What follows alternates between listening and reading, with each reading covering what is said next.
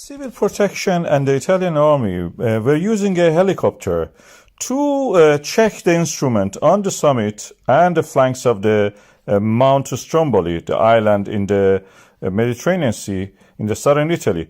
And then they witnessed this event, explosion, a pyroclastic explosion, which created a flow, avalanche of the pyroclastic material. These are the hot, shattered rock pieces and ash which flow like an avalanche down the slope. And the result is this event. We see it now here, moving toward the Ionian Sea, that part of the Mediterranean Sea which is adjacent to the Sicily and the mainland Italy. From a distance, of course, it looks beautiful. You can have beautiful sunset, take nice, views of this. And you can see here, this is a first quarter moon and the hot pyroclastic flowing down. This is the map of it.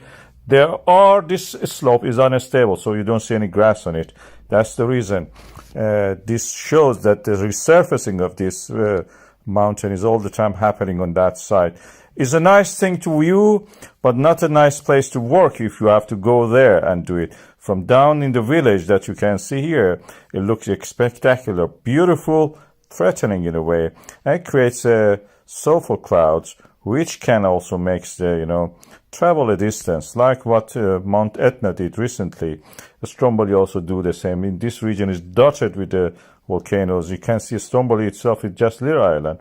This is due to the African plate undergoing subduction on the Italian plate. Is the oceanic plate going down, is rich in water because it has been in the ocean, full of water, and then comes back and explodes. Because the parent magma, as we said, comes from a water-rich oceanic crust.